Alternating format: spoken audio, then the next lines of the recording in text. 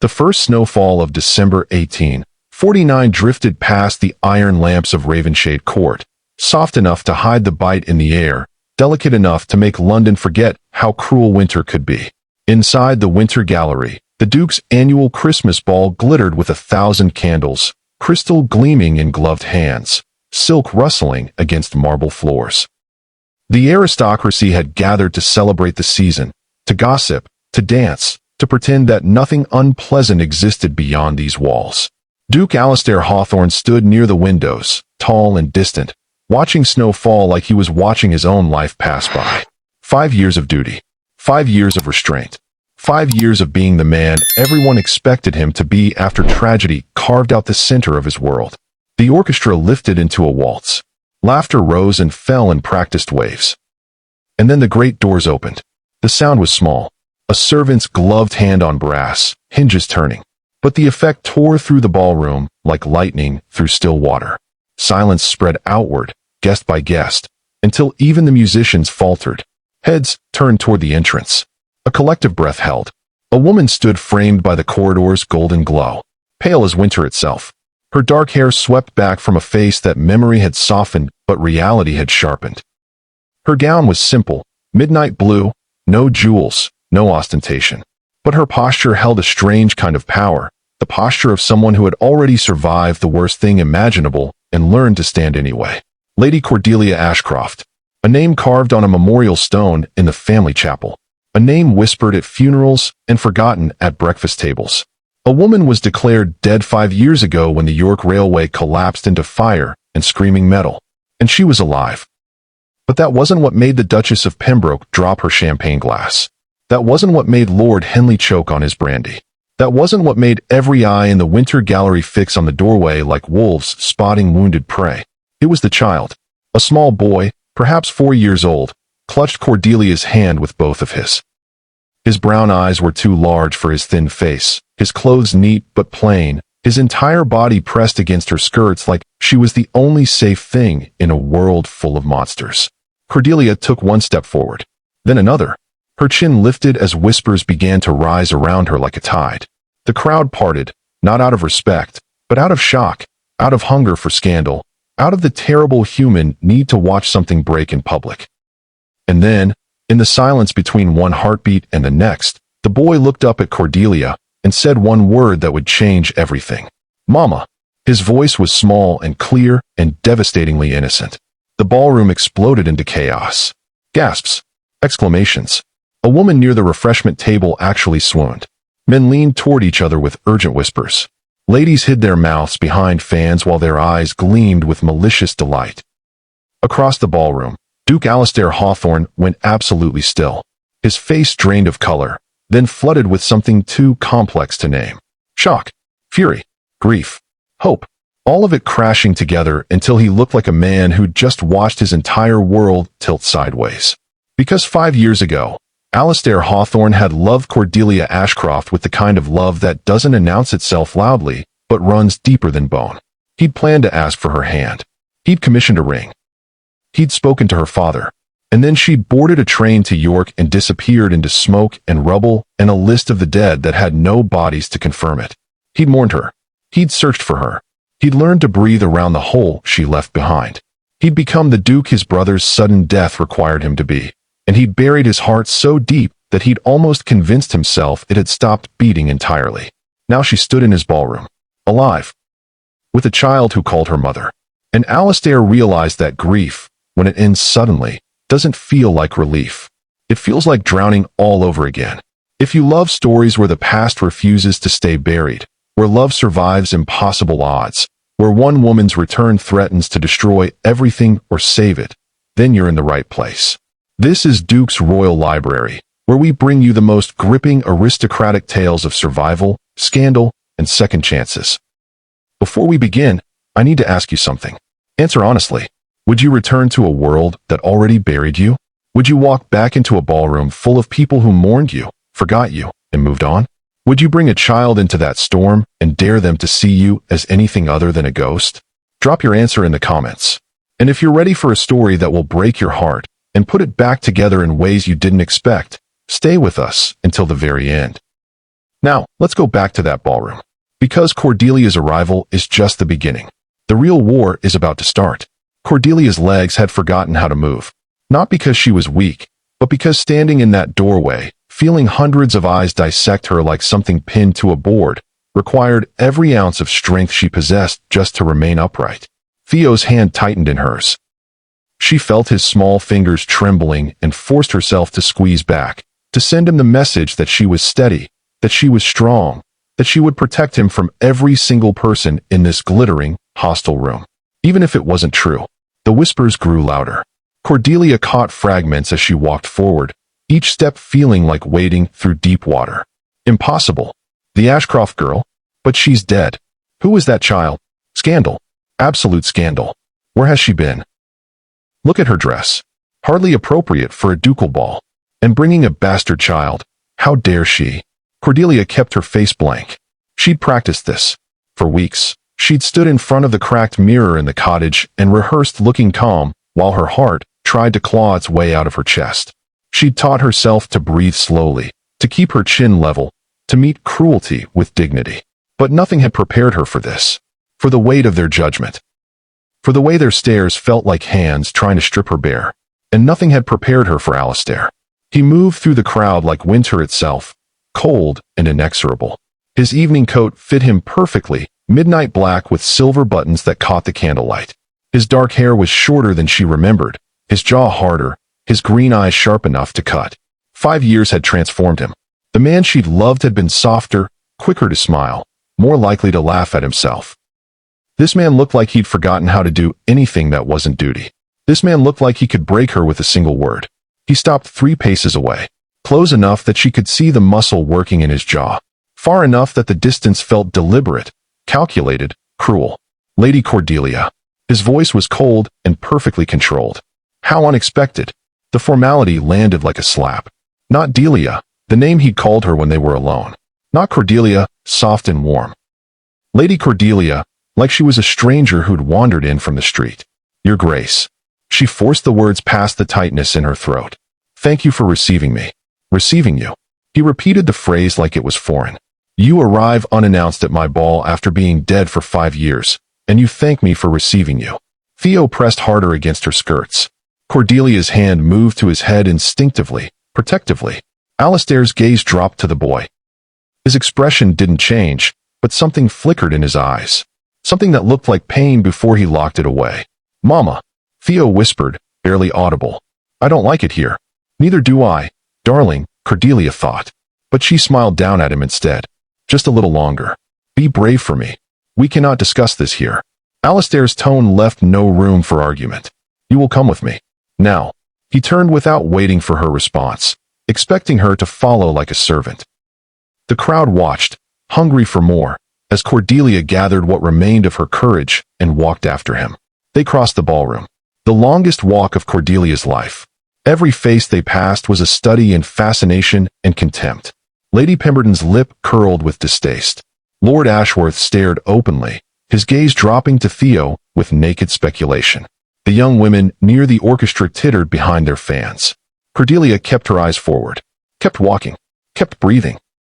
They passed through a door into a corridor lined with portraits of Alistair's ancestors. Stern faces in elaborate frames, judging her from oil and canvas. Another door, another corridor, and finally, a heavy oak door that Alistair opened and stood beside, waiting. Cordelia walked past him into what was clearly his private study. Books climbed the walls from floor to ceiling. A fire burned low in the grate. The room smelled of leather and tobacco and masculine authority. The door closed behind them with a click that sounded like a cell door locking. For a long moment, nobody spoke. Cordelia settled Theo on a chair near the fire, tucking her shawl around him. The boy's eyes were enormous, darting between her and the Duke like he was trying to understand what danger they were in. Alistair paced to the window and back, energy radiating from him in barely controlled waves. When he finally stopped and looked at her, his face was a mask of fury held together by sheer will. 5 years. The words came out rough. 5 years, Cordelia. Your name was on the list. The memorial service. I stood in the chapel and listened to the vicar speak of your virtues while your father wept. I searched. Do you understand? I searched every hospital between here and York. Every physician. Every village where survivors might have been taken. Nothing. Not a trace. I know, Cordelia whispered. Do you? He took a step toward her. Do you know what it does to a man, believing the woman he stopped. His jaw clenched. And now you simply appear. Alive. With a child who calls you mother. His gaze dropped to Theo again, and this time the pain that crossed his face was unmistakable. Where were you? The question cracked through the room like a whip. Cordelia drew a shaking breath. The accident. I remember the train leaving the rails. The screaming. Metal tearing. And then nothing. I woke in a stranger's home with no memory of who I was. No memory of anything. Convenient, Alistair said coldly. It wasn't convenient. Anger flared in her chest. Hot and unexpected. It was terrifying. Waking every morning not knowing your own name. Not recognizing your own face in the mirror. Being told you survived something horrible but having no memory of it. Living as a ghost inside your own body. Alistair's expression didn't soften. And when your memory returned? Months later. She forced herself to meet his gaze. By then, my father was dead. You were Duke. I was legally deceased. The world had moved on. So you chose to let it continue moving on. Each word fell like a stone. Rather than send word. Rather than let me know you lived. I was married by then. The silence that followed felt heavy enough to crush them both. Alistair went very still. When he spoke again, his voice was deadly quiet. To whom? Mr. Samuel Whitcomb. A gentleman who found me on the road after the accident. Who took me in. Who paid physicians to care for me. Cordelia's arms tightened around herself. Who was dying of consumption and needed someone to protect his son. His son. Alistair looked at Theo. The boy. Yes. Theo. Theodore Ashcroft Whitcomb. She said the name with deliberate care. Samuel asked me to marry him so Theo would have legal protection. So his grasping relatives couldn't claim the boy like property after his death. I agreed. Samuel died 3 months ago. And now those same relatives are challenging my guardianship. They claim the marriage was invalid. They want Theo. They want his inheritance. And they don't care what it costs him. Alistair stared at her for a long moment. So you need me. You need the Duke of Ravenshade to validate your existence. To give you social standing, so the courts won't strip away your guardianship. The assessment was accurate and devastatingly cold. Yes, Cordelia said. There was no point in lying. Alistair turned away, bracing his hands on the mantelpiece like he needed its support to remain standing. The firelight cast harsh shadows across his face. Why didn't you come back sooner? His voice was barely above a whisper. When your memory returned. When you knew who you were. Why didn't you send word? I was afraid. Of what? Of this. She gestured at the space between them. Of your anger. Of the scandal I would bring to your door. Of what society would do to you if they knew you'd harbored a woman who'd been declared dead and returned with a ready-made family. You thought scandal mattered more than truth. He looked at her over his shoulder. You thought I cared more about society's opinion then. He stopped. Didn't finish. Cordelia felt tears burning behind her eyes. I thought I was protecting you. I thought letting you believe I was dead was kinder than dragging you into my mess. Kinder. Alistair laughed, a bitter sound.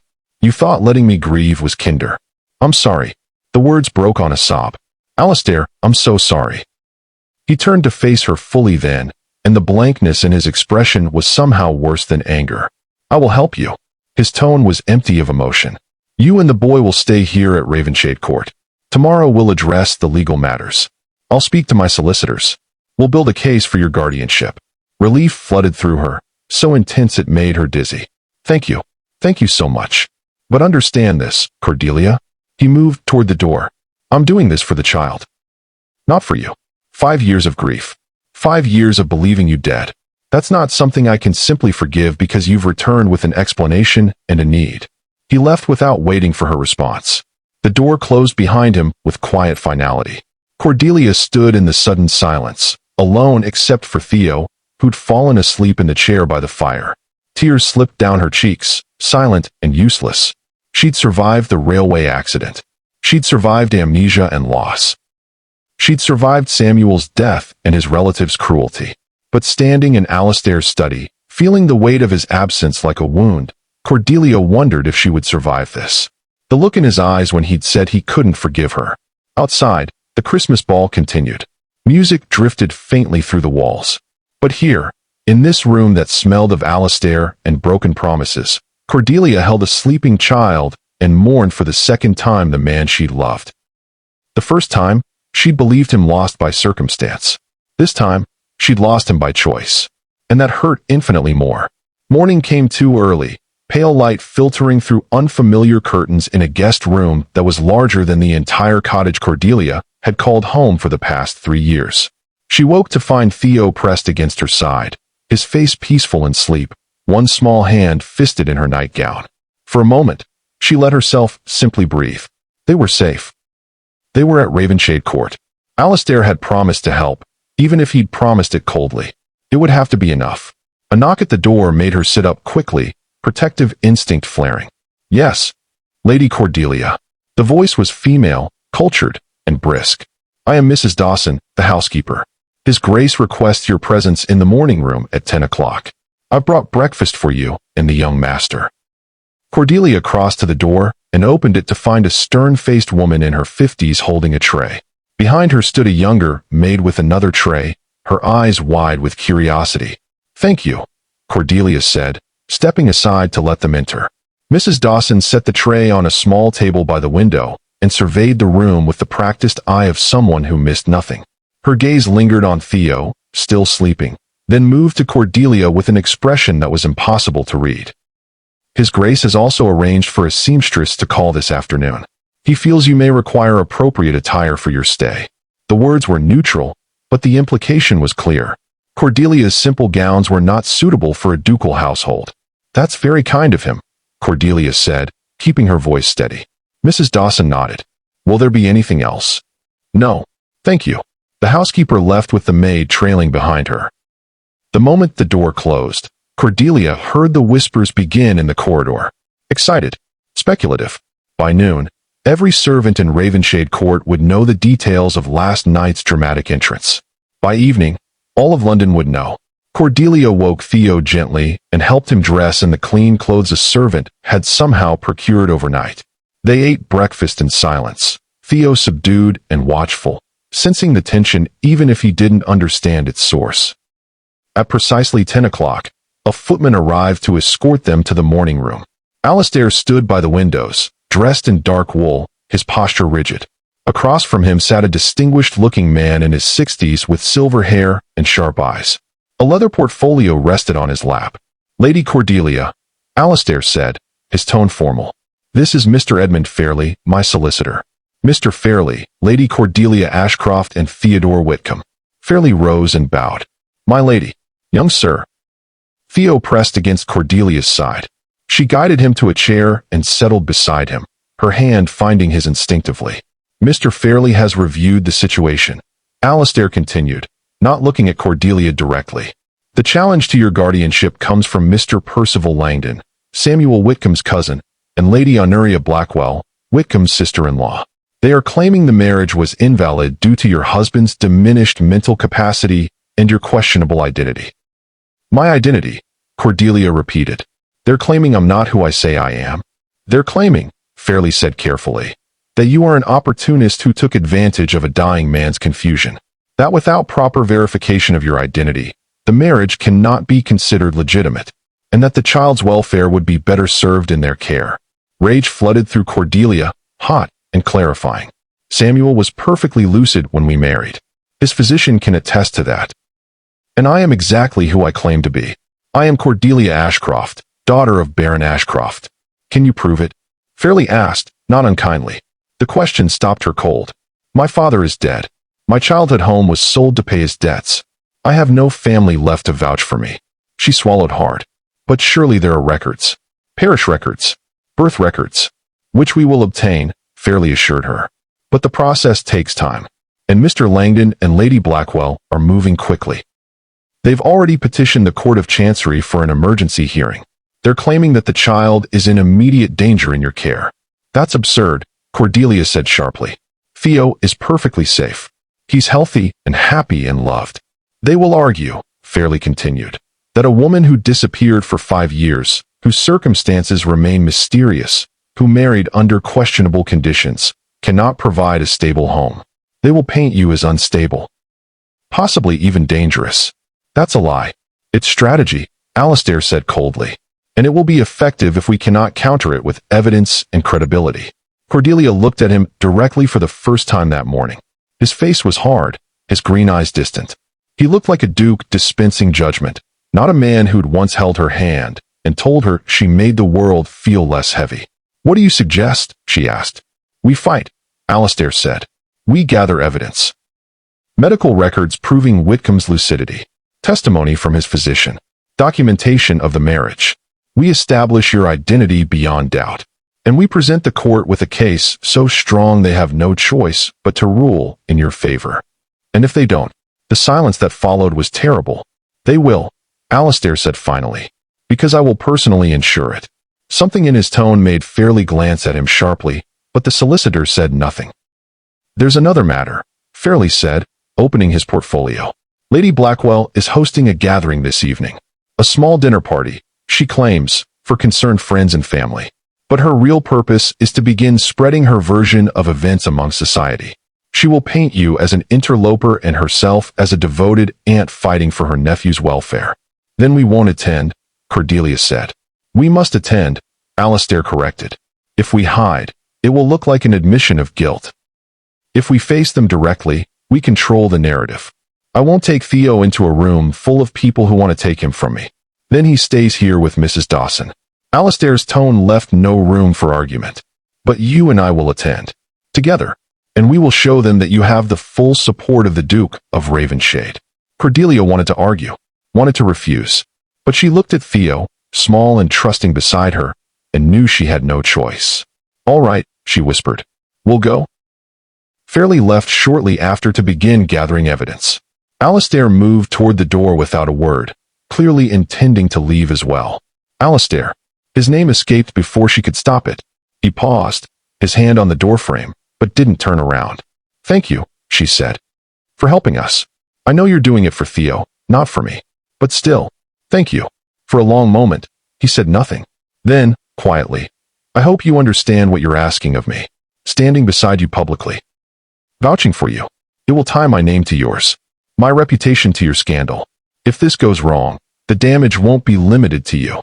"I know," Cordelia said. "And if there was any other way, I wouldn't ask it. But there isn't. You're the only person in England with enough power and credibility to help me win this fight." "Yes," Alistair said, still not looking at her. "I am." He left without another word. Cordelia sat in the morning room with Theo, watching snowflakes drift past the windows, and tried not to think about the gathering that evening. Tried not to imagine walking into a room full of aristocrats who would dissect her like something dead and interesting.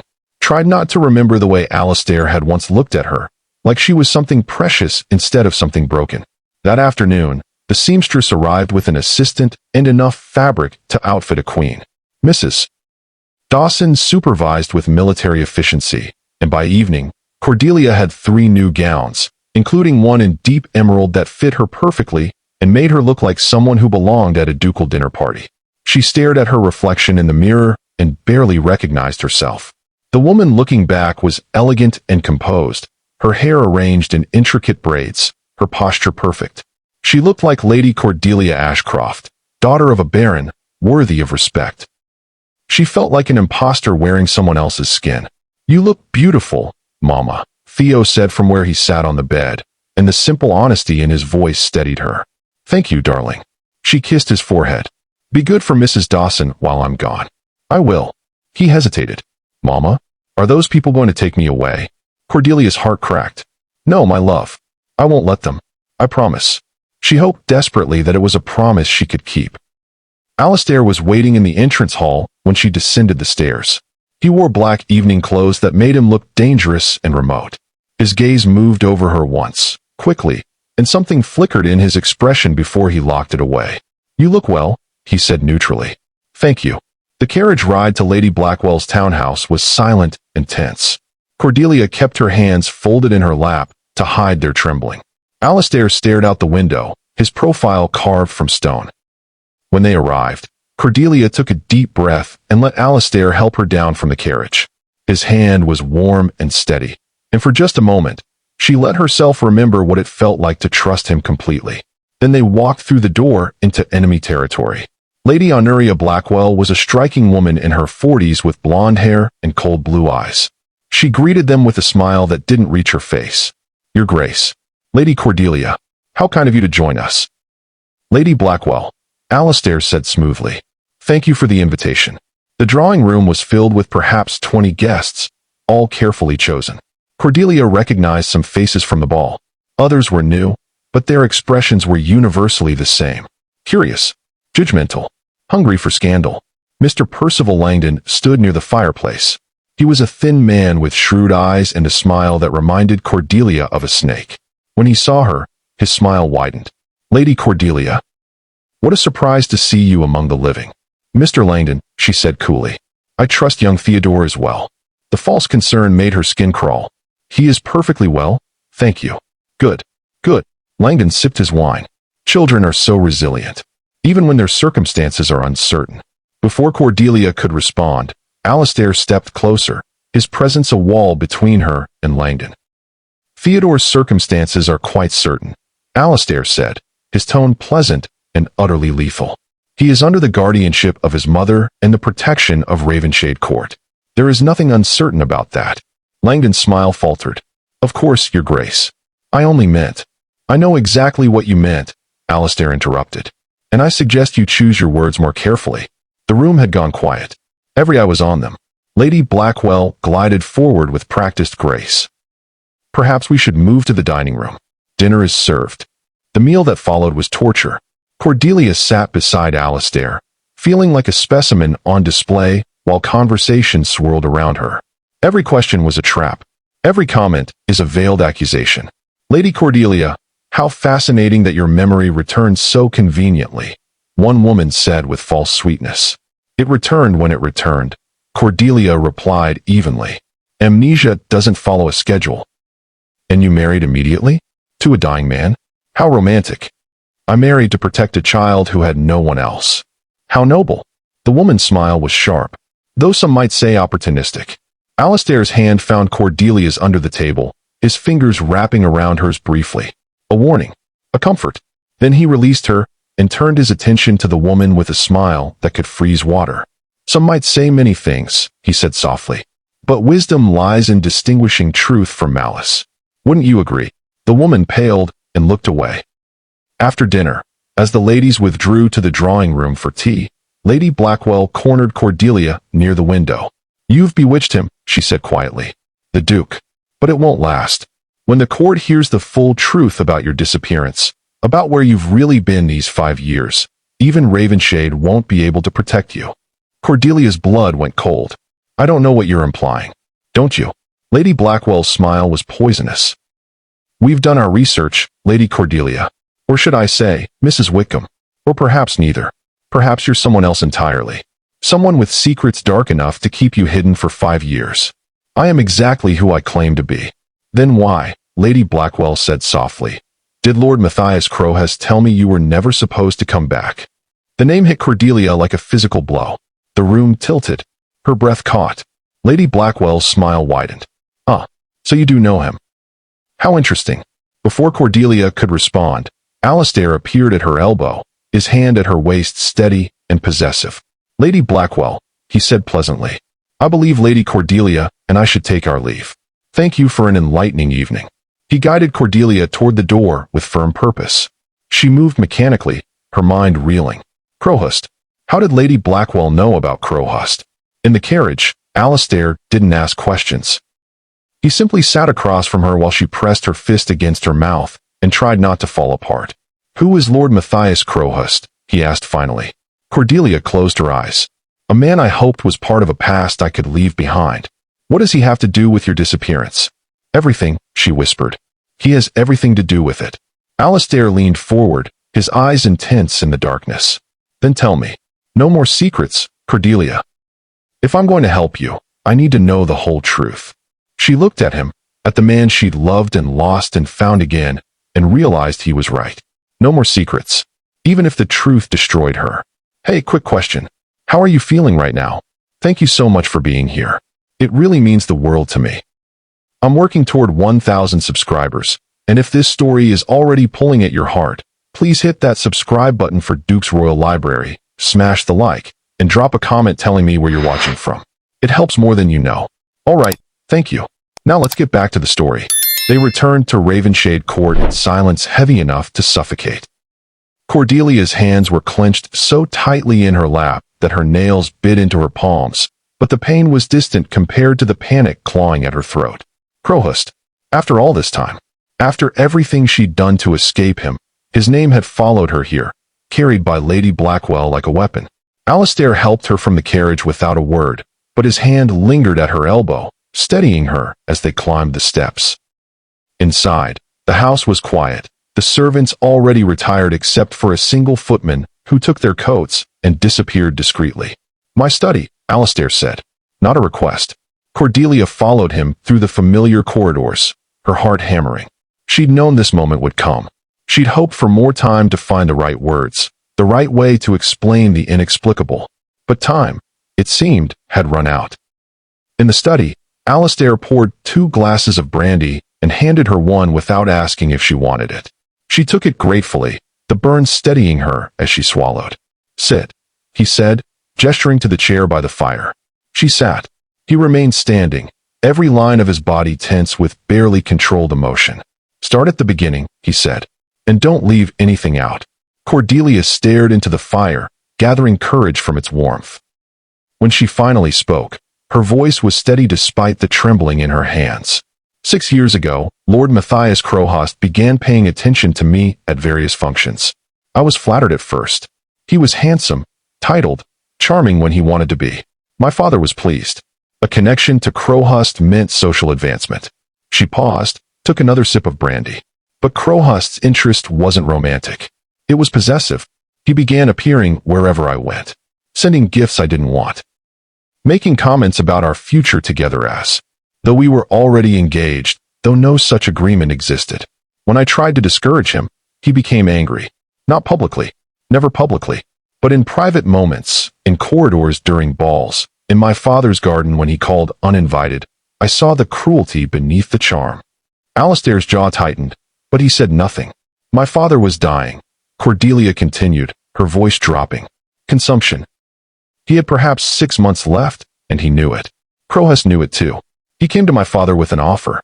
Marriage to me in exchange for settling all our debts and ensuring my father's final months were comfortable.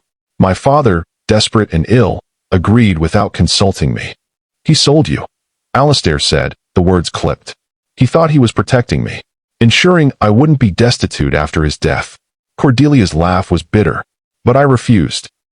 I told Crowhurst I would never marry him, not if he paid every debt in England.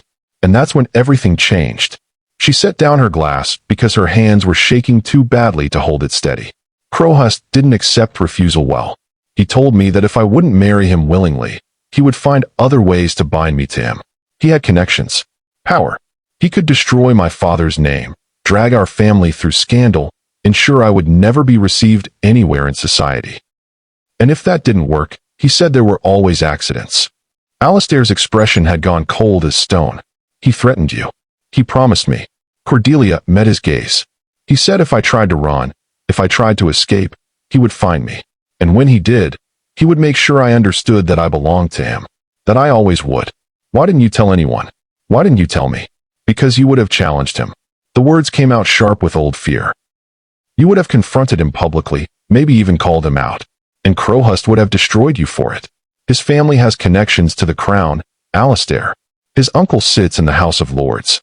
His brother-in-law controls half the newspapers in London. If you'd moved against him, he would have buried you. So you decided to protect me by disappearing." "Not at first." Cordelia stood, needing to move. "At first, I thought time would weaken his obsession. I thought my father's death would release me from the betrothal he'd agreed to. But then father died, and Crowhurst showed up at the funeral with a signed contract. A betrothal agreement my father had signed in his final delirium, witnessed by Crowhurst's own servants. Legally binding. Fraudulent, Alistair said immediately. Perhaps, but proving it would have required solicitors, courts, time I didn't have. Crowhurst gave me 2 weeks to agree to a wedding date. If I refused, he would enforce the contract publicly and drag me through the courts until I had nothing left but my obedience. She wrapped her arms around herself, remembering the suffocating panic of those days. So I ran. I bought a ticket on the York train under a false name. I planned to disappear, to go north where he couldn't find me, to start over as someone new. I thought if I was gone long enough, he would move on, find another woman to torment. But the train crashed.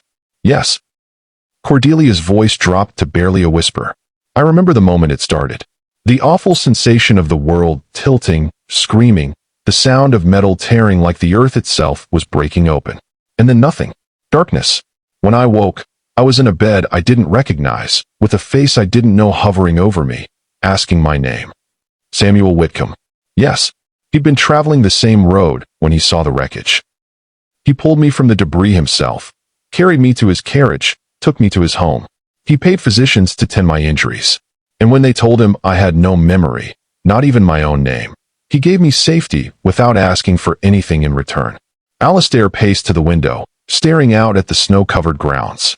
How long before your memory returned? For months. It came back in pieces. Fragments of faces, places, conversations. At first, I thought they were dreams. Then one morning I woke up and knew. I knew who I was. I knew what I'd run from. She closed her eyes. And I knew I couldn't go back. Why not? The question was harsh. Why not send word? Why not let someone know you were alive? Because Crowhurst would have known too. Cordelia's voice broke. Don't you understand? The moment I resurfaced, the moment my name appeared in any official capacity, he would have found me.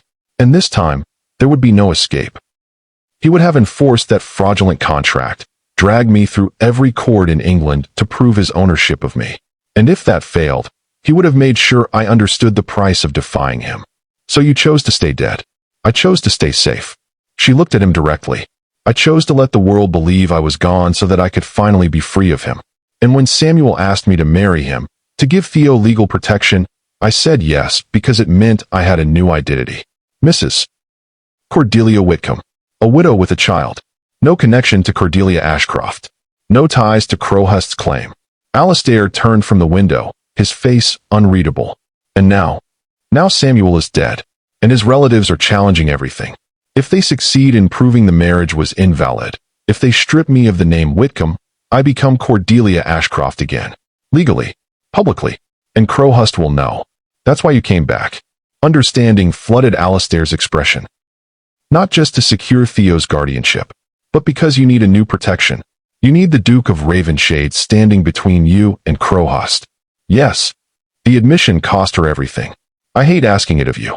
I hate using you as a shield. But Alistair, if Crowhurst gets his hands on me, if he enforces that contract or finds some other way to claim me, Theo will be alone. And I can't let that happen. I won't. Silence stretched between them, broken only by the crackling of the fire. Finally, Alistair spoke, his voice carefully controlled. Does Crowhurst know you're alive? I don't know. Lady Blackwell implied he told her I wasn't supposed to come back, which means he either knows or suspects. Then we need to act quickly. Alistair moved to his desk, pulling out paper and pen. I'll send word to Fairley tonight. We need to accelerate the guardianship proceedings. And we need to prepare for Crowhurst's involvement. He'll come here, Cordelia said with certainty. The moment he hears I'm at Ravenshade, he'll come. Good. Alistair's smile was sharp and dangerous. Let him come. He'll find the situation significantly different than 5 years ago. Alistair, you don't understand. He's not rational. He's obsessed. He won't accept. He will accept, Alistair interrupted, that you are under my protection. He will accept that any move against you is a move against the Duke of Ravenshade. And he will accept that I have no qualms about destroying him if he so much as looks at you with intent. The fierce protectiveness in his voice made Cordelia's breath catch. Why are you doing this? She whispered. You said you couldn't forgive me. You said you were only helping because of Theo. Alistair set down his pen and crossed to her slowly. When he stood before her, close enough that she could see the gold flecks in his green eyes, he spoke with devastating honesty. I can't forgive you yet. I don't know if I ever fully can. What you did, staying away, letting me grieve, it broke something in me that hasn't healed. He paused, his jaw working. But I understand why you did it. And I understand that you were trying to survive. That you made impossible choices in an impossible situation. His hand lifted, hovering near her face, but not quite touching. And despite everything, Despite the anger and the hurt and the years between us, I cannot stand by and watch you be destroyed by a man like Crowhast. I won't allow it. Even though it might destroy you too? Cordelia asked. Even though standing with me publicly will tie your reputation to mine? Even then. His fingers finally made contact, brushing a strand of hair from her face with heartbreaking gentleness. Because some things matter more than reputation. Some things are worth fighting for, even when the fight costs you everything. Tears burned in Cordelia's eyes. I never stopped loving you. Not for a single day. Even when I thought I would never see you again. Even when I was married to Samuel, you were the last thought I had before sleep and the first when I woke. Don't, Alistair said, his voice rough. Don't tell me that. Not now. Not when I'm still trying to find my footing. I'm sorry. I just needed you to know. He stepped back, putting distance between them, and the loss of his nearness felt like cold water. Get some rest. Tomorrow will be difficult. Fairly will need detailed statements from you about everything. Crowhast, the contract, the circumstances of your disappearance. All of it. All right. Cordelia moved toward the door, exhausted and emotionally raw. But as she reached it, Alistair spoke again. Cordelia. She turned. I won't let him take you. The promise in his voice was absolute. I don't care what contracts he has, what power he thinks he wields. You and Theo are under my protection now, and I keep what's mine. The possessiveness in that final statement sent heat through her despite everything. She nodded, not trusting her voice, and slipped into the corridor. In her room, she found Theo sleeping peacefully, Mrs. Dawson dozing in a chair nearby. The housekeeper woke as Cordelia entered and stood with quiet efficiency. He was no trouble at all, my lady. Sweet boy. Thank you, Mrs. Dawson. After the housekeeper left, Cordelia changed into her nightgown and slipped into bed beside Theo. His small body was warm and solid, his breathing even. She held him close and let herself cry silently, mourning everything that had been lost and everything still at risk. But beneath the grief, something else stirred. Hope. Fragile and frightening, but real. Alistair had said he would protect them. He'd promised. And Cordelia chose to believe him. Dawn broke gray and cold, the kind of morning that felt like a warning. Cordelia woke to find Theo already awake, tracing patterns on the frost-covered window with one small finger. Mama, will we stay here? He asked without turning around. At the Duke's house? For now, darling. Until everything is settled. I like it here. The Duke is nice. Even when he looks angry, he doesn't feel angry. Not like the other man. Cordelia went still. What other man? The thin one. Mr. Langdon. He smiles, but his eyes don't. Father Samuel told me to watch people's eyes. He said eyes tell the truth when mouths lie. The simple wisdom of it made Cordelia's throat tighten. Samuel had been teaching Theo to survive even then, preparing him for a world that would see him as property rather than a person. Your father Samuel was very wise. Will they take me away from you? Theo's voice was small. The people with the lying eyes? Cordelia crossed to him and knelt, turning him to face her. No, my love. I won't let them. The Duke won't let them. You are safe here. I promise. He studied her face with that unnerving intensity children sometimes have, searching for truth. Whatever he saw must have satisfied him because he nodded and hugged her tightly. I believe you, Mama. The faith in those words nearly broke her. They dressed and went down to breakfast, where they found Alistair already at the table with Fairley. Both men stood as Cordelia entered. Lady Cordelia. Theodore. Fairley nodded. I hope you rested well. Well enough, thank you. They settled at the table, Theo unusually quiet as he ate his porridge. The adults spoke in careful tones around him, discussing strategy as though it were weather. I've drafted a formal response to Mr. Langdon's petition, Fairley said, sliding papers across to Cordelia. It establishes your identity through available records and challenges his standing to contest the guardianship at all. However, we'll need witnesses who can vouch for you personally. Most people who knew me believe I'm dead, Cordelia said quietly, and those who don't are unlikely to testify in my favor once they learn the full circumstances. What about friends from your childhood? Teachers? Servants from your father's household? My father dismissed most of the staff when he became ill. The few who remained scattered after his death. I don't know where any of them are now. Alistair set down his tea with deliberate care. What about the physician who treated you after the accident? The one who documented your amnesia? Dr. Harrison. He's still in Yorkshire, I believe. Then we'll bring him here to testify, Alistair said. His medical records will establish both your injuries and your legitimate loss of memory. That counters Langdon's claim that your amnesia was convenient fiction. There's another matter. Fairley's expression grew grave. Lady Blackwell has sent a formal letter requesting that Theodore be placed in her temporary care pending the court's decision. She's claiming that remaining with you exposes him to an unstable environment. Absolutely not, Cordelia said immediately. I've already denied the request, Alistair assured her. Theodore remains here under the protection of Ravenshade Court. But her boldness suggests she believes she has leverage we don't know about yet. Crowhurst, Cordelia said. She must believe his involvement will tip the scales in their favor. Then we need to neutralize him before the hearing. Alistair turned to Fairley. What do we know about this supposed betrothal contract? I've made inquiries. The contract exists, filed with Crowhurst solicitors.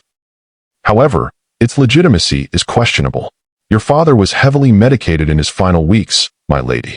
Any agreement signed during that period could be challenged as signed under diminished capacity. The same argument they're using against my marriage to Samuel, Cordelia pointed out.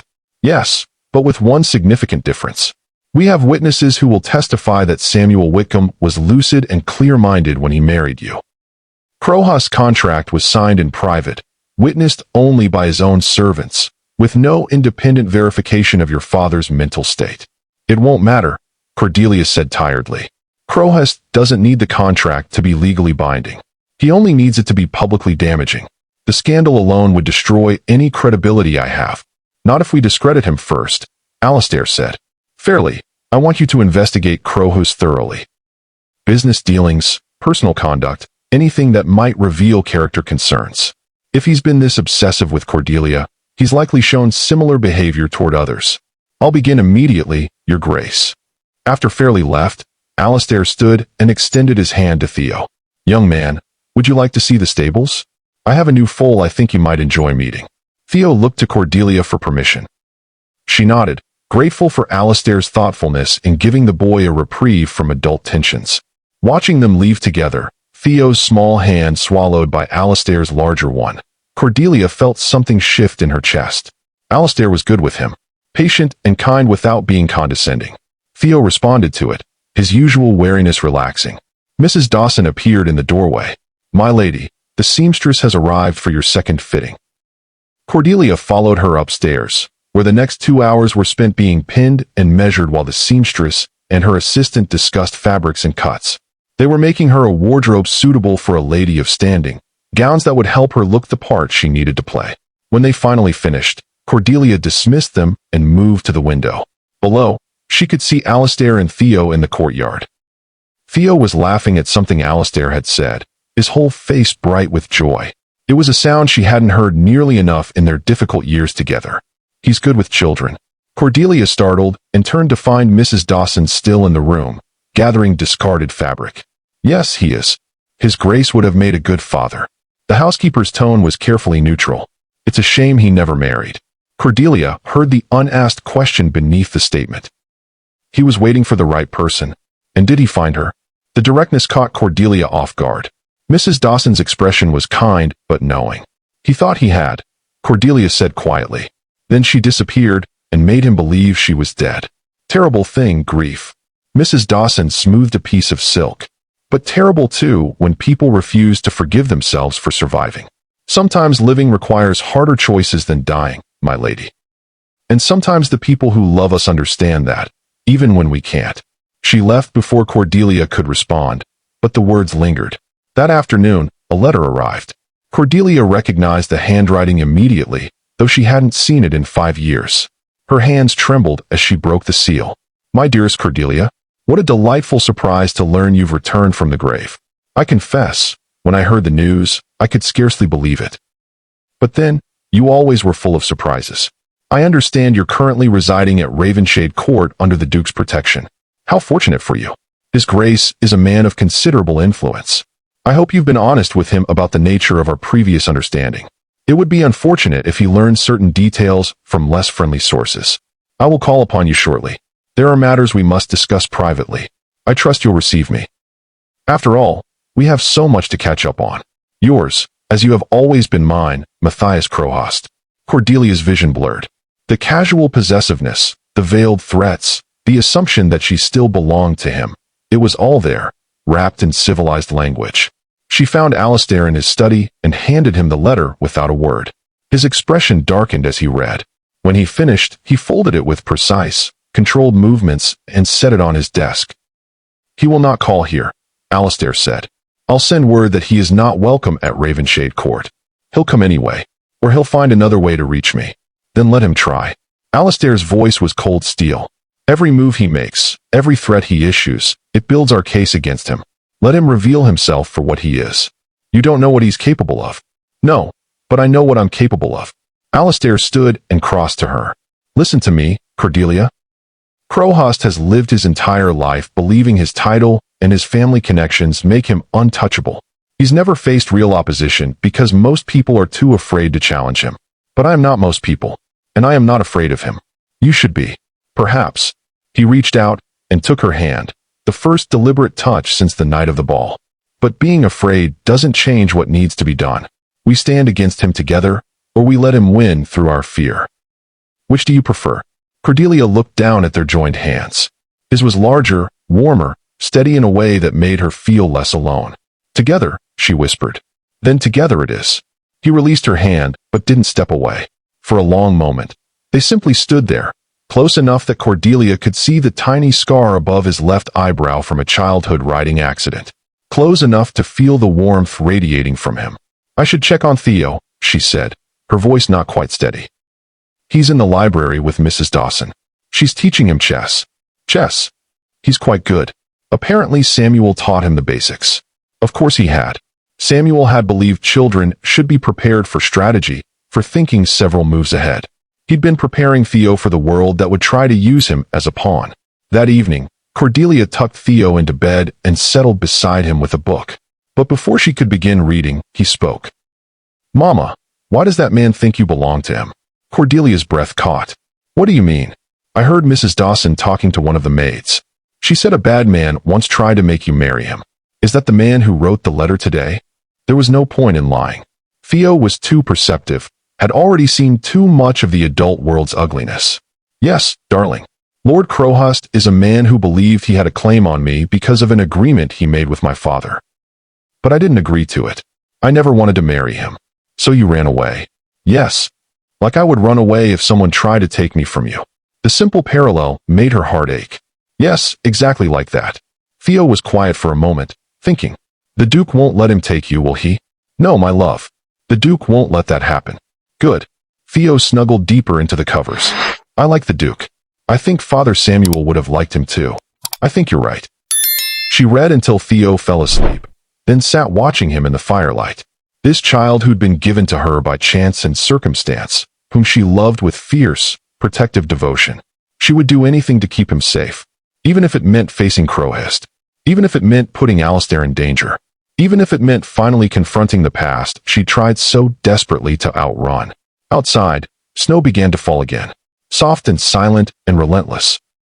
And somewhere in London, Lord Matthias Crowhurst read the Duke's curt refusal of his visit and smiled. Pause right here. If you're still watching, it means you're invested. And I'm genuinely grateful. But let me be real. If you enjoy these stories and don't subscribe, the algorithm reads it like the story didn't matter. So please, take 1 second. Subscribe to Duke's Royal Library, like the video, and comment, "Worth it," if you're still with me.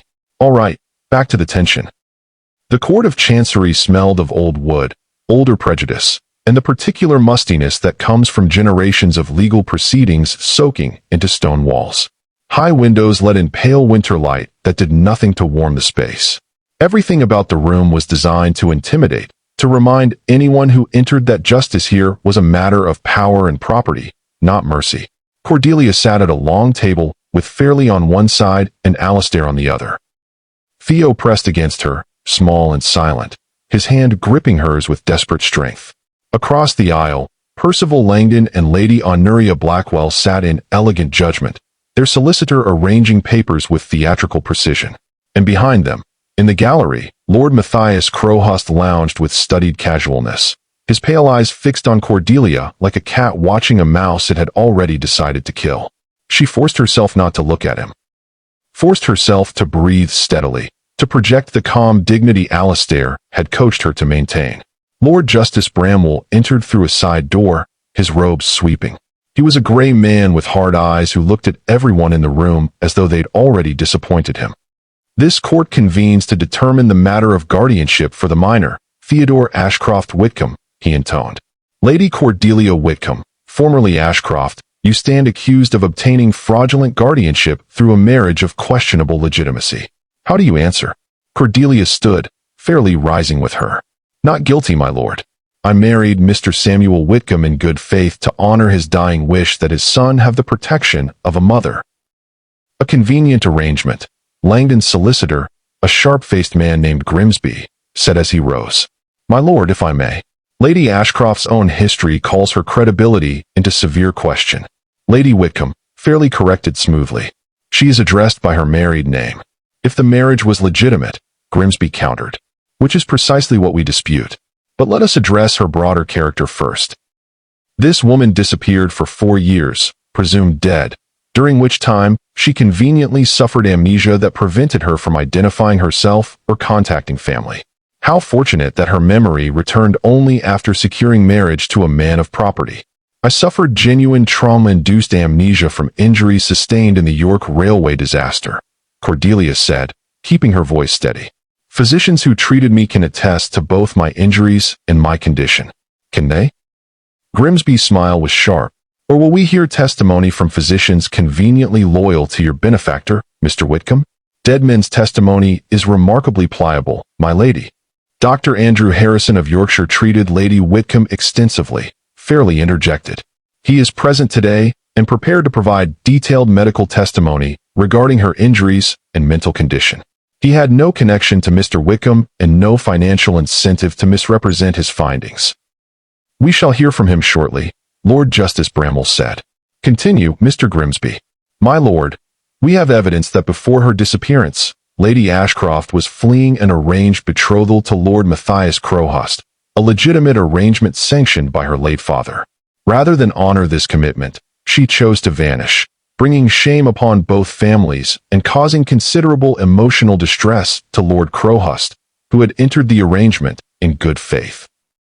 Cordelia's hands clenched beneath the table. Alastair's leg pressed against hers briefly, a silent reminder of his presence.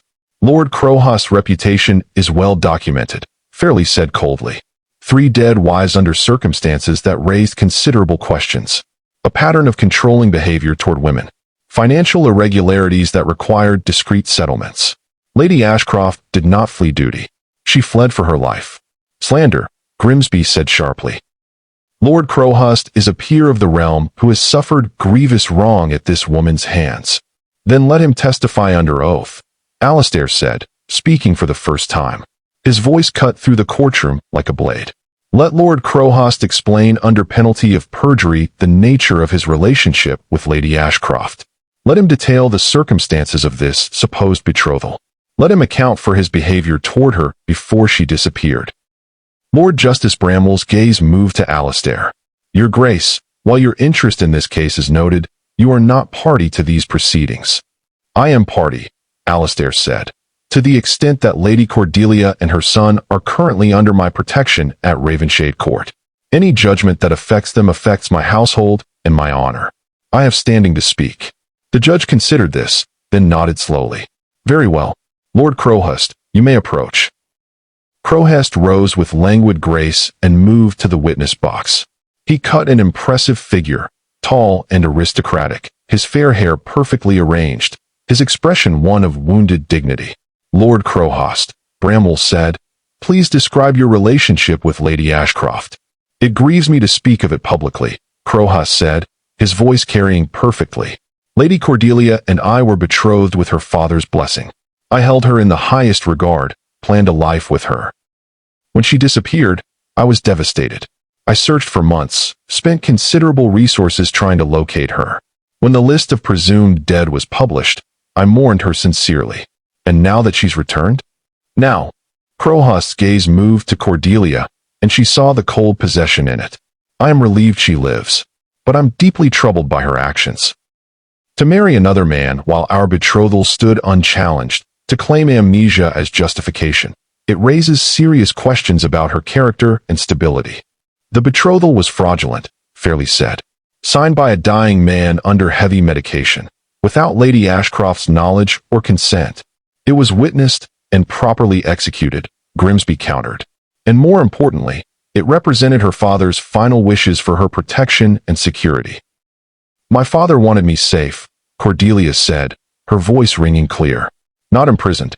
And Lord Crowhurst did not offer safety. He offered ownership. Strong words from a woman whose own actions suggest instability, Crowhurst said smoothly. Tell me, Cordelia, did you suffer this amnesia before or after you decided to flee our engagement? I suffered it after a train collapsed and nearly killed me, Cordelia shot back. After I was pulled from wreckage and spent weeks recovering from injuries that should have been fatal. My amnesia was documented by Dr. Harrison, who had no reason to lie. Unless he was paid to lie, Grimsby suggested. By Mr. Whitcomb, perhaps, who needed a woman with no past to become a convenient bride. Samuel Whitcomb was a man of integrity, Cordelia said, anger heating her words. He saved my life. He asked nothing in return. He only married me when he realized his death would leave his son vulnerable to relatives who cared nothing for him. Relatives like us? Lady Honoria spoke for the first time, her voice dripping with false sweetness. My lady, you misunderstand. We are Theodore's family. We want only what's best for him. You want his inheritance, Alistair said bluntly. You showed no interest in the boy while his father lived. You appeared only after Samuel's death, when the estate became available. We are his blood, Langdon said, which is more than can be said for Lady Ashcroft, or Whitcomb, or whatever name she's using today. I am his mother, Cordelia said fiercely. The only mother he's ever known. Samuel trusted me to protect him, to love him, to give him the family he deserved. And yet you bring him here, to this spectacle, forcing him to hear his legitimacy questioned, Lady Honoria said. What kind of mother subjects a child to such trauma? The kind who refuses to hide in shame, Alistair said. The kind who stands in court and fights for her son rather than surrendering him to people who view him as property. Your Grace's devotion is touching, Grimsby said, though one wonders at its source. Is it possible your judgment is clouded by personal feelings for Lady Ashcroft? Old attachments, perhaps, that compromise your objectivity. My objectivity, Alistair said, his voice dropping to something dangerous, is based on facts. Lady Cordelia survived a disaster that killed 14 people. She suffered documented amnesia. She married a dying man who specifically requested her guardianship of his son in his will. She has provided that boy with loving, stable care for 3 years. Those are facts. Your insinuations are merely attempts to deflect from your client's obvious financial motives. Enough, Lord Justice Bramwell said. We will hear from Dr. Harrison. The physician was a solid man in his 60s with kind eyes and the air of someone who dealt in evidence rather than opinion. He approached the witness box and was sworn in. Dr. Harrison, Fairley began, please describe your treatment of Lady Whitcomb following the York Railway disaster. I was summoned to Mr. Whitcomb's estate to examine a young woman he'd pulled from the wreckage. She had a severe head injury, broken ribs, and extensive bruising. More significantly, she exhibited complete retrograde amnesia. She could not recall her name, her family, or any details of her life prior to the accident. Could this amnesia have been feigned? No. The neurological signs were consistent with traumatic brain injury. Her confusion was genuine, her distress real. I treated her for 4 months, during which time her memory gradually returned in fragments. It was a classic presentation of trauma-induced amnesia. Thank you, Doctor. Fairley sat. Grimsby rose. Dr. Harrison, you were paid by Mr. Whitcomb for these services, were you not? I was paid for medical care, yes. Considerable sums? Standard fees for extended treatment. And did Mr. Whitcomb ever suggest what diagnosis would be most helpful to his situation? Absolutely not, Dr. Harrison said sharply. I am a physician, not a liar. My diagnosis was based on medical evidence, nothing more. The testimony continued. More witnesses. More attacks. More defenses. Through it all, Theo remained pressed against. Cordelia, silent and wide-eyed. Then Grimsby made his fatal mistake. My lord, with your permission, I'd like to address young Theodore directly, to ascertain his true wishes regarding his care. Absolutely not, Fairly said immediately. The boy's preferences are relevant, Grimsby insisted. He's 4 years old, Alistair said. You will not use him as a weapon. Your Grace, that's not your decision, Bramwell said. However, I will permit only gentle questioning. Proceed, Mr. Grimsby, but carefully. Grimsby approached their table with false kindness on his face. Theo shrank back. Hello, Theodore. My name is Mr. Grimsby. I just want to ask you a few questions. Theo said nothing. Do you understand that these people, Grimsby gestured to Langdon and Lady Honoria, are your family? Your father's family. Still nothing. They have a lovely home in the country, with other children to play with. Wouldn't you like that? Theo's hand tightened on Cordelia's. Theodore, your real mother is in heaven. This lady, she's been kind to you, but she's not actually your mama. You know that, don't you? She is my mama, Theo said, his voice small but clear. But your real mama. She is my real mama, Theo said louder now. She takes care of me. She reads to me. She holds me when I'm scared. She's my mama. Theodore, these people can give you a proper home. With tutors and servants and everything a young gentleman needs. Theo looked up at Cordelia, his eyes filling with tears. I want to stay with Mama. Please don't make me go with them. Please. The courtroom had gone absolutely silent. Lord Justice Bramwell leaned forward. Young man, no one is going to make you go anywhere today. I promise you that. Then he fixed Grimsby with a look of profound distaste. Mr. Grimsby, that was reprehensible. Using a frightened child to advance your case shows a remarkable lack of judgment. He turned to the full court. I've heard enough. It is the finding of this court that Lady Cordelia Whitcomb's marriage to Samuel Whitcomb was legitimate, entered into with clear intention and proper documentation. Her guardianship of Theodore Whitcomb is confirmed and shall remain in effect. Mr. Langdon and Lady Blackwell's petition is denied. He brought his gavel down with finality. Furthermore, I am issuing an order prohibiting further harassment of Lady Whitcomb or the child. Any future petitions on this matter will be viewed with extreme skepticism. This court is adjourned. Cordelia couldn't breathe, couldn't think. The relief was so intense it nearly drove her to her knees. Alistair's arm came around her, steadying her. It's over. You won. She looked up at him, tears streaming down her face. We won. Yes, he said softly. We did. Theo wrapped his arms around her waist, holding on like she might disappear. She gathered him close, pressing kisses to his hair. Across the room, Langdon and Lady Honoria stood in fury. And behind them, Lord Crowhurst's expression had gone cold and dangerous. He caught Cordelia's eye and smiled. A terrible smile that promised this was far from over. Then he turned and walked out, his footsteps echoing in the emptying courtroom. He's not done, Cordelia whispered. Neither am I, Alistair said. Come, let's go home. Home. Ravenshade Court. With Alistair and Theo.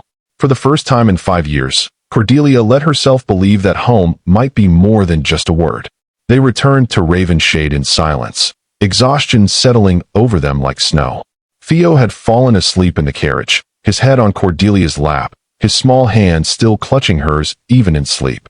The trust of it, the absolute faith that she would keep him safe, made her throat tight. Alistair carried the boy upstairs without being asked, settling him gently in bed while Cordelia removed his shoes and pulled the covers up. For a moment, they stood on opposite sides of the bed, watching him sleep, and the domesticity of it felt both natural and terrifying. He's safe now, Alistair said quietly. Legally protected. Crowhurst can't touch him. But he can touch me. Alistair's gaze lifted to hers across the sleeping child.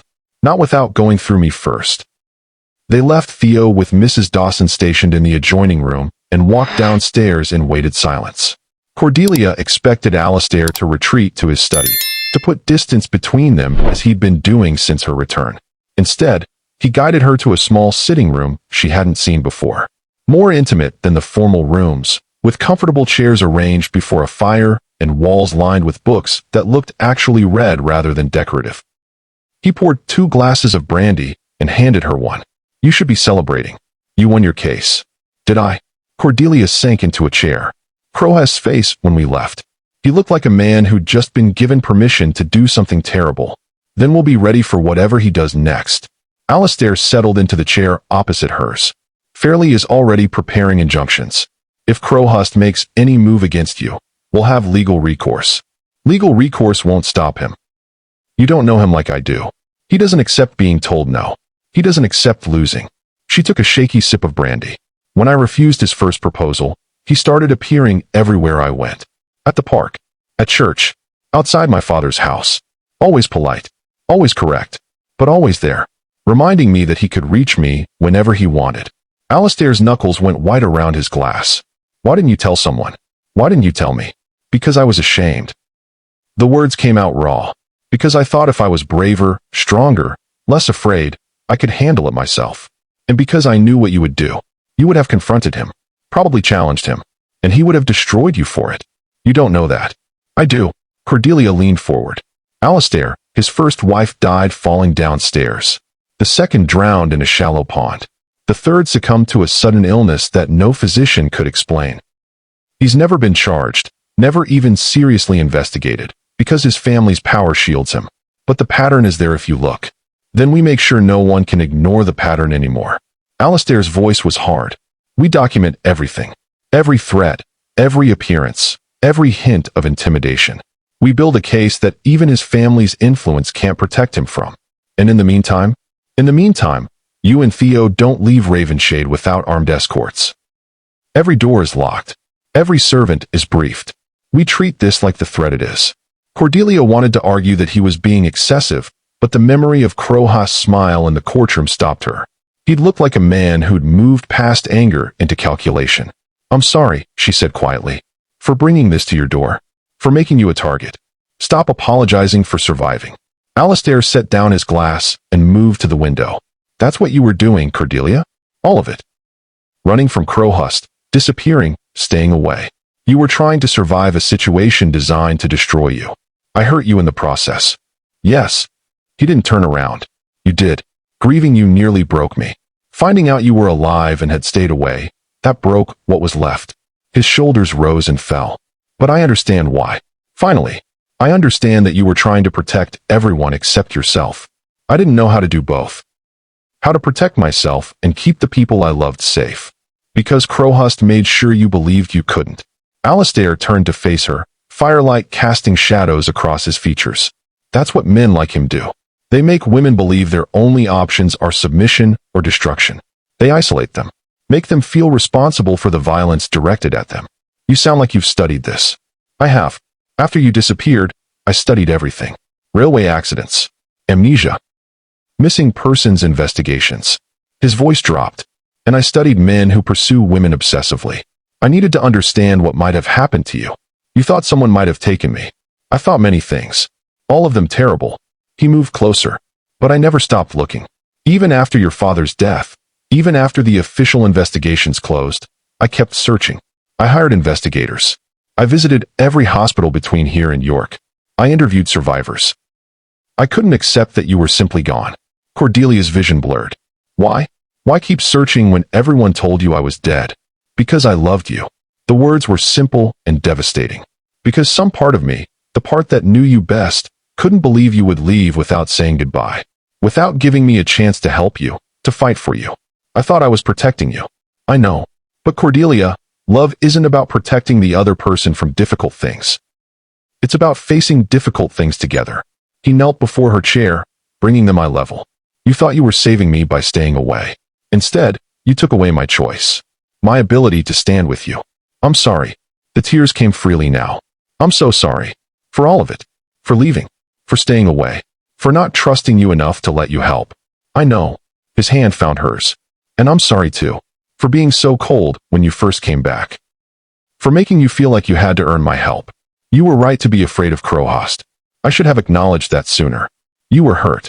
You had every right to be. Hurt and right don't always align.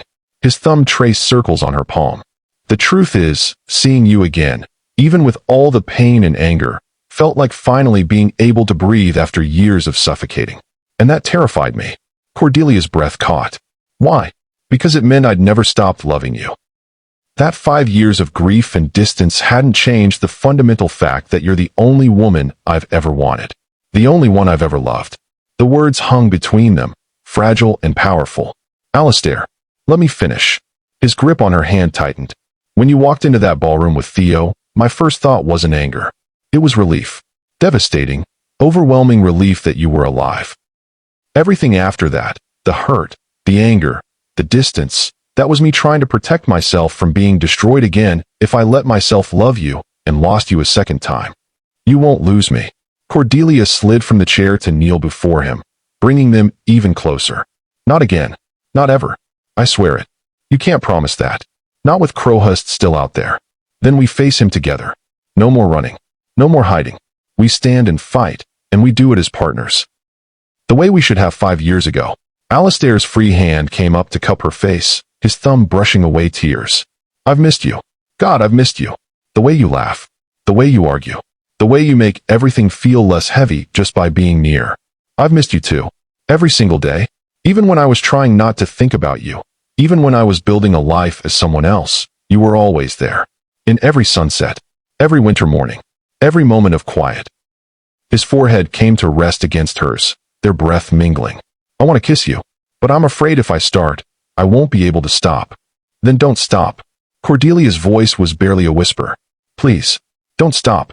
The kiss, when it came, was everything 5 years of grief and longing and desperate hope had built toward. Gentle at first, almost questioning, as though they were learning from each other again. Then deeper, hungrier, as restraint gave way to need. Alistair's hands framed her face like she was something precious and fragile. Cordelia's fingers tangled in his hair, pulling him closer, needing more. The kiss tasted of salt and brandy and homecoming. When they finally broke apart, both breathing hard, Alistair pressed his lips to her forehead, her cheeks, the corner of her mouth. Small, reverent kisses that felt like promises. I love you, he said against her skin. I never stopped.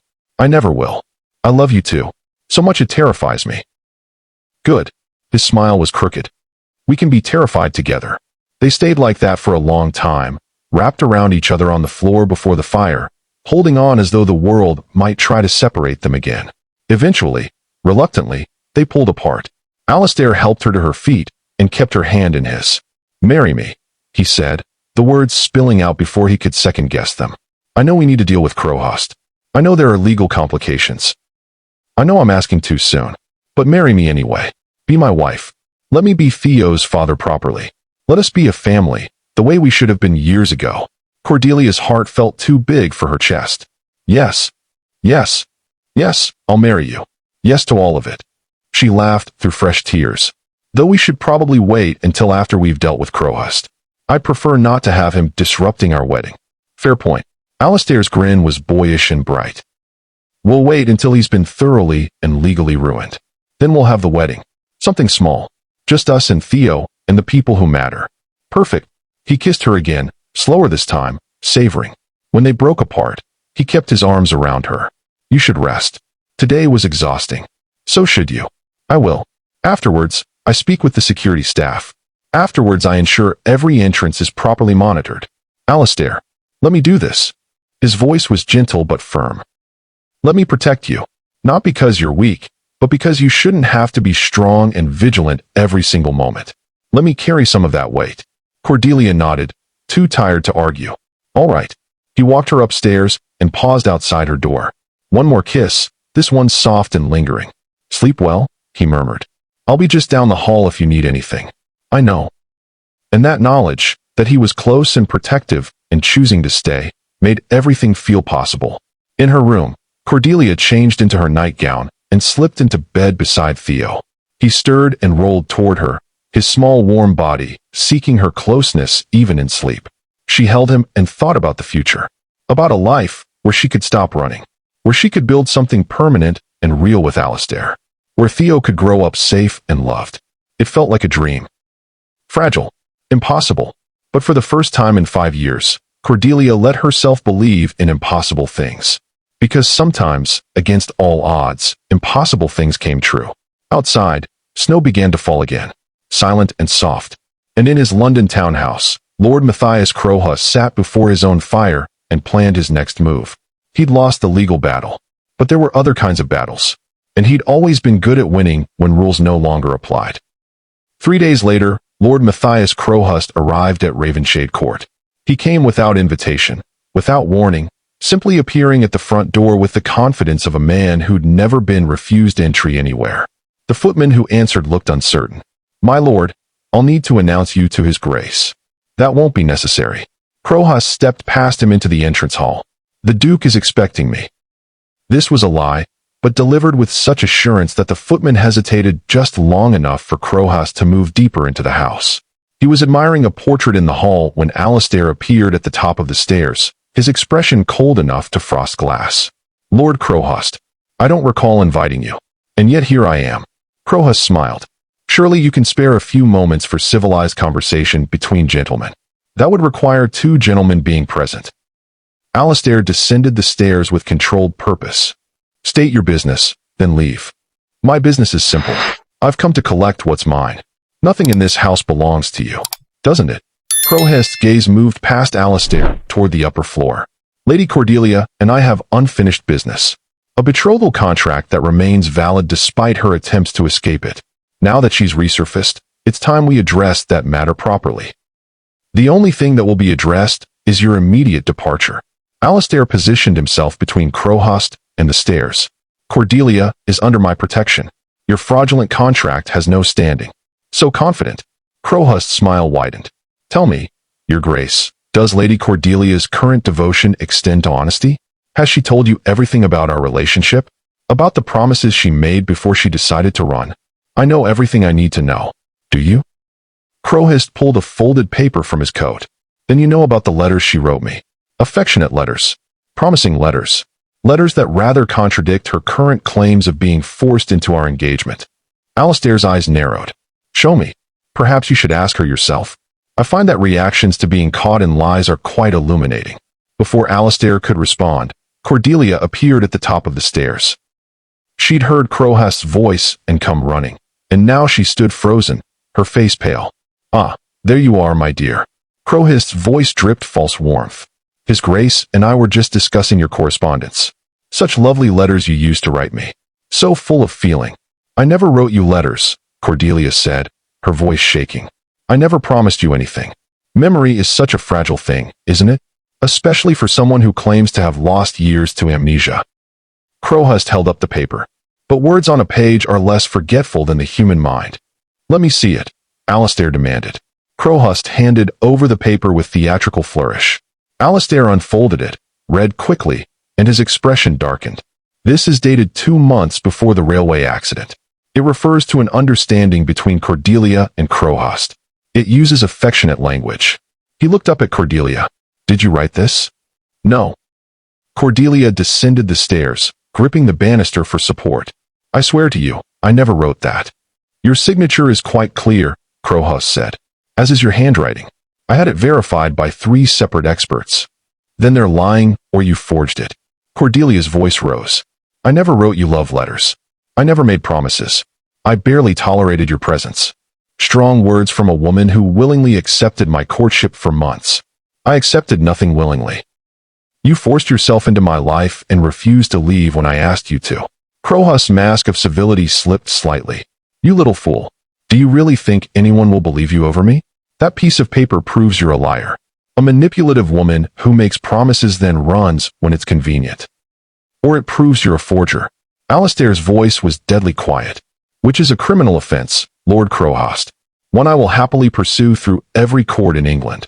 You're welcome to try." Crowhurst's confidence remained infuriatingly intact. "But while you're challenging the authenticity of one letter, I have 17 more. All in her hand. All affectionate. All impossible to explain away as forgeries." Cordelia felt the world tilting. "That's impossible. I never."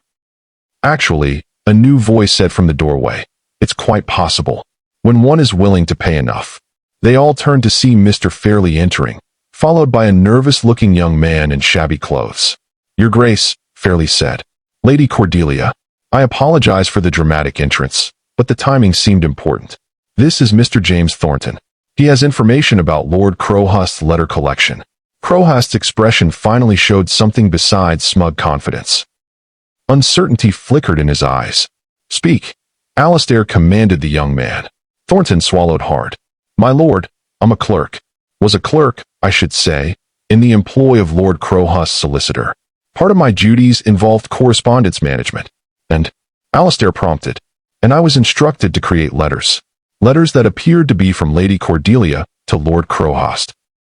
I was given examples of her handwriting, told to practice until I could replicate it perfectly, then ordered to compose affectionate correspondence over a period of months. The silence that followed was absolute. "That's absurd," Crowhurst said, but his voice lacked its earlier certainty. "This man is clearly lying for money." "Possibly," Fairley said.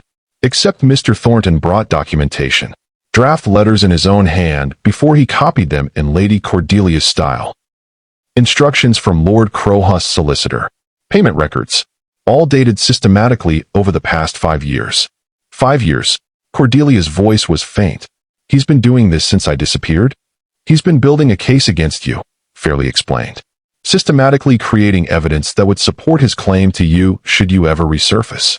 The letters establish a romantic relationship, make you appear faithless for running, give him leverage to enforce the betrothal contract. This is ridiculous." Crowhurst moved toward the door. "I don't have to listen to these accusations." "Actually, you do." Alistair stepped into his path. "Because Mr. Fairley has already filed charges with the magistrate. Forgery, attempted fraud, and I'm adding conspiracy to commit coercion.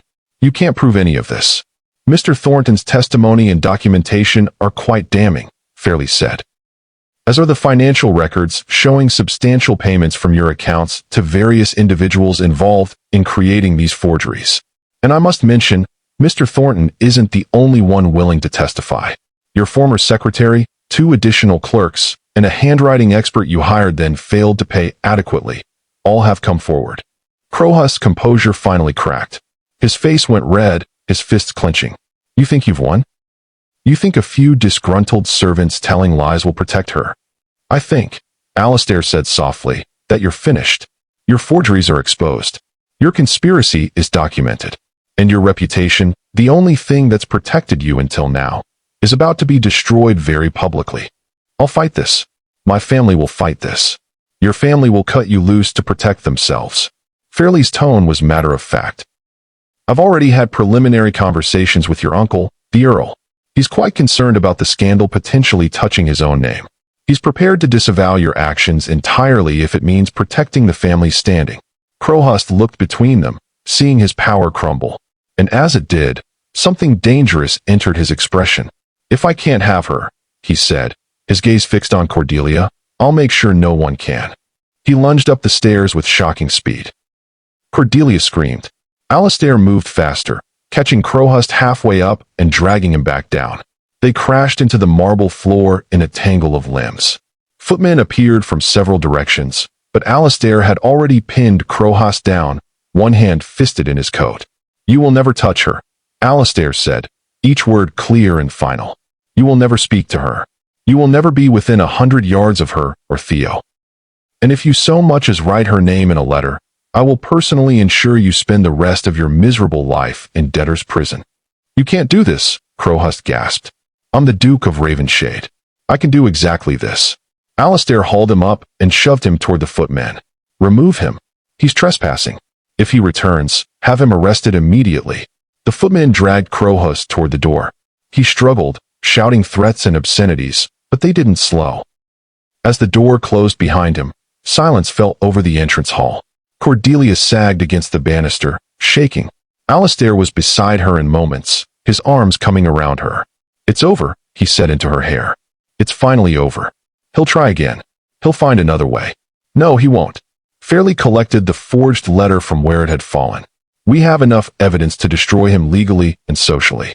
By tomorrow, every paper in London will know about his forgeries. His family will disown him to protect themselves, and his creditors, whom I've been quietly contacting, will begin calling in his very substantial debts." "He's ruined?" Cordelia asked, barely daring to hope. "Thoroughly. Publicly. Permanently." Fairley's satisfaction was evident. "He'll be fortunate if he avoids criminal prosecution. At minimum, he'll spend years fighting lawsuits. He won't have time or resources to trouble you further." Cordelia turned in Alistair's arms, burying her face against his chest. Great, shaking sobs tore through her, 5 years of fear finally breaking free. Alistair held her through it, murmuring reassurances, his hands steady and warm. When she finally quieted, she pulled back enough to look up at him. "I really am free of him. Truly, truly." Alistair wiped tears from her cheeks. You never have to be afraid of him again. Mama. Theo's small voice came from the top of the stairs. Are you all right? Cordelia and Alistair looked up to find him standing there in his nightclothes, Mrs. Dawson hovering protectively behind him. I'm fine, darling. Cordelia managed a smile. Everything is fine now. Theo descended the stairs and walked directly to Alistair. You protected Mama from the bad man. I did. Thank you. Theo's voice was very serious. Father Samuel told me a good man protects his family. You're a good man. Alistair knelt to Theo's level. Your father Samuel was right. And you, Theodore, are going to grow up to be a very good man too. Theo considered this, then asked the question that had clearly been building. Will you be my papa? My real papa? Not just Mama's friend. The adults froze. Alistair glanced up at Cordelia, who nodded through fresh tears. Yes, Alistair said, his voice rough with emotion. I would be honored to be your papa. If you'll have me. I will. Theo wrapped his small arms around Alistair's neck. I want you to be my papa. Cordelia watched them, her heart so full it hurt. This family they'd built from tragedy and stubbornness and love that refused to die. Later that evening, after Theo had been tucked into bed with promises that the bad man was gone forever, Cordelia and Alistair stood in his study before the fire. We should set a date, Alistair said. For the wedding. Now that Crowhurst is dealt with, there's no reason to wait. Next month, Cordelia suggested. Small ceremony. Just family and close friends. Perfect. He pulled her close. Though I should warn you, Theo's already planning the reception. Apparently, there must be cake. Multiple kinds of cake.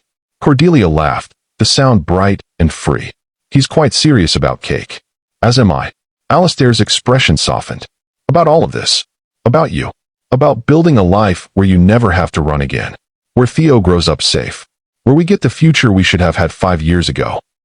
Better than that, Cordelia said. Because we're older now. Wiser. We've survived things that would have broken younger versions of us. We know what we're fighting for. You. Alistair said simply. I'm fighting for you. Always.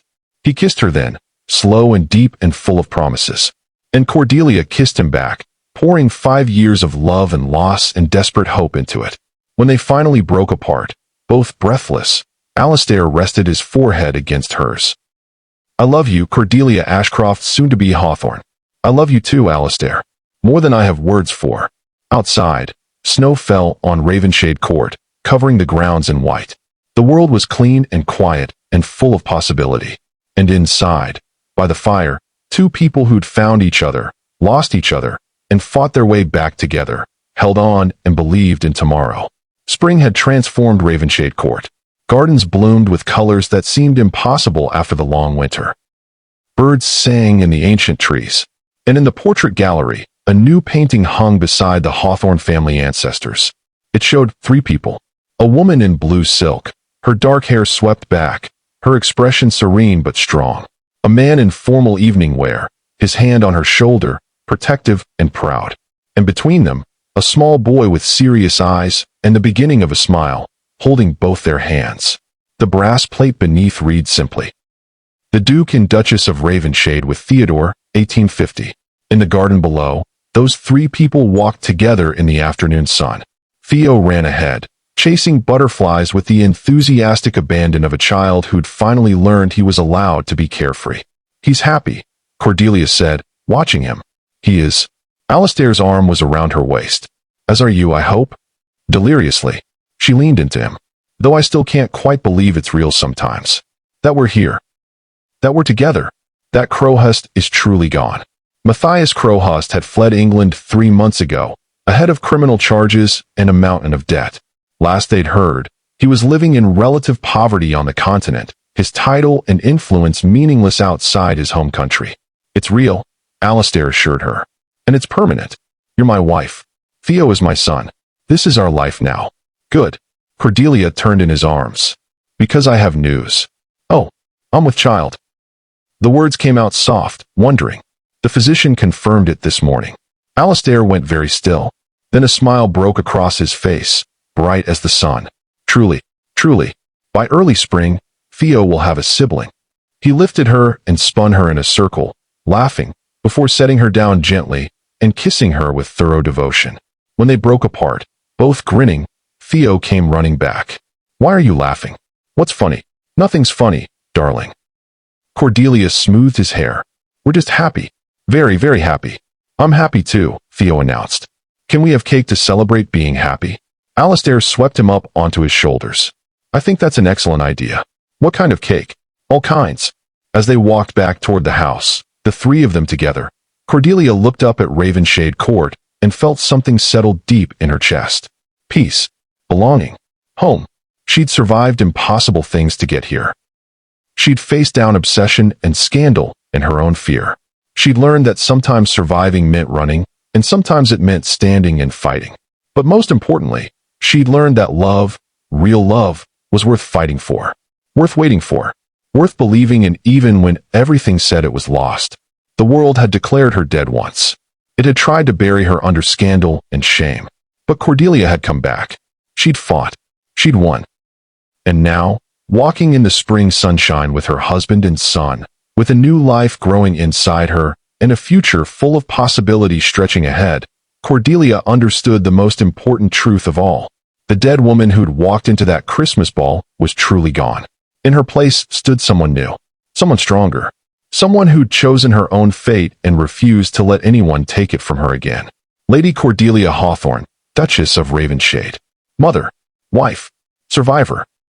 And above all, a woman who was finally, completely, beautifully alive. Listen, don't leave yet. If you've watched this far and you don't subscribe, the algorithm will bury this video like it never existed. And I'm not exaggerating. It reads your silence as this wasn't good. So do me a favor right now. Subscribe to Duke's Royal Library, like the video, and comment worth it if you made it to the end. Thank you for staying to the end. Until next time, stay safe. Thank you.